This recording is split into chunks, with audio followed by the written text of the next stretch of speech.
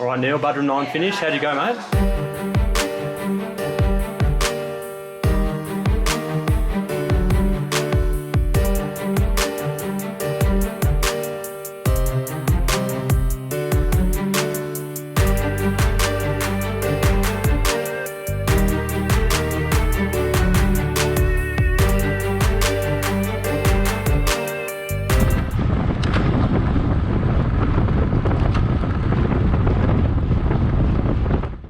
So welcome back to the RCA Training Tips Show and the final video in this series we've been running on the channel since July 7th, 2021 called Zero to Hero with Neill Stanbury, where we've been coaching Neill from a very low level of cycling fitness. Neill literally had not done anything for 6 months after having his second child, with the goal to hopefully getting him back to his cycling glory days as a B-grade amateur cyclist in Melbourne many years ago now. So let's discuss 3 items in this video. Item number 1, what we did with Neill over the course of what was roughly a 20-week training program, his achievements including the Budrum 9 target event, and Neill's concluding statements, which has left Neill in an unfortunate situation with some investigating to do. But first up, a high-level snapshot. So Neill didn't have big hours here. We're talking 5 to 6 hours per week on average across 20 weeks. Within the 20 weeks, he had a lot of disruption. He acquired sicknesses he picked up from his young kids. He also had side effects from the COVID jab. So the 20 weeks ended up becoming more like 16 to 17 weeks. So this is real world stuff. A lot of people out there that cycle, they experience a lot of disruption. So this is a story of disruption, but also a story of perseverance. As you will see, you can still achieve some solid feats on the bike despite the disruption, as Neill will explain at his target event, being the Budrum 9, which happened on the 19th of December 2021. So before Neill talks about the Budrum 9, the key takeaways from Neill's training over the past 20 weeks. First up, we tested Neill using the half Monty protocol in Wahoo's system for benchmarking and also to establish his training zones. We then spent the initial 8 weeks focused on mostly zone 2 training, circa 70% of functional threshold power, with some zone 3 and lower end zone 4 sprinkled in.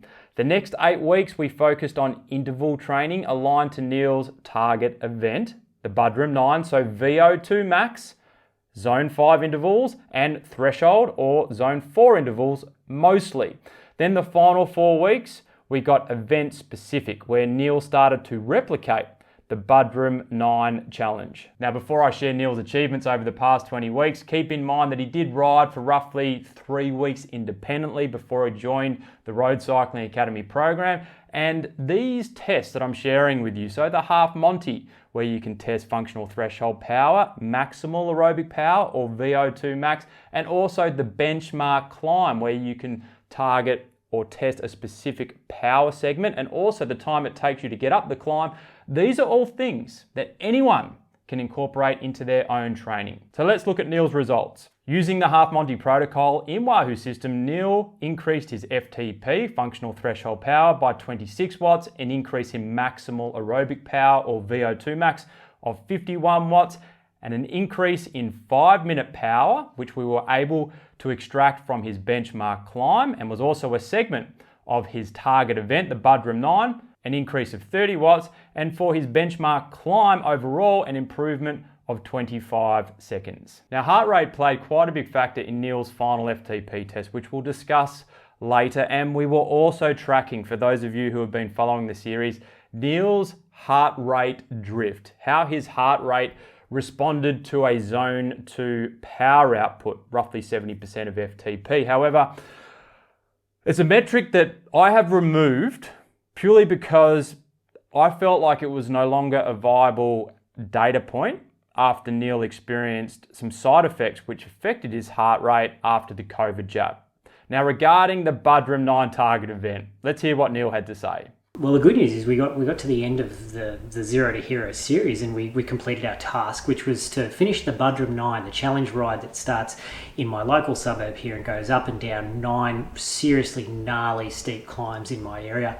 And I think we got it done in about 2 hours and 40 minutes or so, and the challenge was to do it in under 3 hours. So we've come in on target there, and I'm really happy with that. Additionally for me, I was impressed with this. We did. We made it to hill 5 out of the 9 with the lead group, which appeared to have some pretty fit people in it. That's right, Neill's ability to stay with the lead group, which included a number of A and B grade amateur racers up until hill number 5. Now keep in mind, each hill is roughly 4 to 6 minutes in length, with a couple around the 8 to 9 minute mark, with an average gradient of 7 to 10%.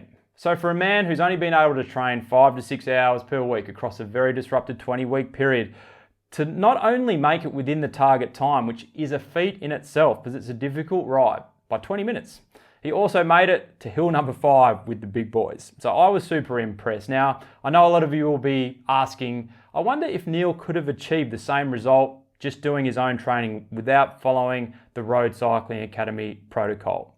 I guess that's for you to decide. And if you are looking to take your cycling from a very low level to a high level like Neill did, I'd suggest or recommend watching the whole series. I'll link it up there. Take roughly 60 minutes of your time. And we've also got a free ebook for cycling training, which I'll link to below. So it was on the 1st of December where we published a video where Neill explained he'd been impacted by the COVID jab. So much so that he basically didn't train for 2 to 3 weeks. And while he came good from this feeling of like chronic style fatigue, his heart rate never truly appeared to recover. And that is why the final half Monty FTP test, where he actually made it to the next ramp, in fact, all the way to the end of the next ramp versus the previous time, hence the big increase in maximal aerobic power. It was a sustained effort, which takes into consideration heart rate, that has impacted Neill's final functional threshold power number. So despite all that, I feel that Neill has really demonstrated in this series that you can have a lot of disruption. You can have an inability to do the big training, 10, 12 hours per week, etc. You can get disrupted by a whole bunch of things happening in your life. You can be out of training for a week, 2 weeks at a time, but you can still get to your target event and have a good day, which is fantastic to see. So well done, Neill. And I'm going to leave you with what Neill has to say, and I'll let him wrap up the series. We had, as we alluded to in the previous video, back in September I had my COVID vaccines, the Pfizer injections, and had some really serious fatigue after that, and my heart rate was a bit all over the shop, and I sort of started to feel mostly better towards the end of the training block. But upon doing the last FTP test that Cameron got me to do last week to try and wrap up the series, it did become a bit evident, looking through the heart rate data, that something was still a little bit amiss. Look, I'm off to do a bit of medical sort of investigation of this. I have noticed also, apart from my maximum heart rate jumping up, my resting heart rate is about 10 or 15, sometimes 15 beats a minute higher than it used to be 3 months ago. So look, you know, it's easy to guess when you're not a heart specialist as to what might be the issue. But look, the COVID and the vaccines both having the effect of cardiovascular kind of side effects. I'm sort of a little bit nervous that something slightly untoward has happened in that regard. So look, I'm feeling pretty well in general, but I'm just going to have a prolonged period now without doing some really high intensity training, and just see if the old ticket comes good again. I'm hoping it does, and I'm hoping that whatever's happened here is not permanent. So leaving the series on a bit of a strange note, it was both good and bad, but it's been a really fantastic process, and thanks everyone for watching, and we'll fill you in. We'll see how we are in 3 to 6 months time, and if everything kind of returns back to normal, I'll let you know, and if it doesn't, I'll also let you know. Be interested to see if anyone else out there has had similar side effects. Anyone who tracks their heart rate really closely, resting heart rate or maximum heart rate or FTP load sort of heart rate, that kind of thing. I'll be curious to see if anyone's had the same effect. So thanks very much for watching along, guys, and we'll look forward to seeing you in the next episode.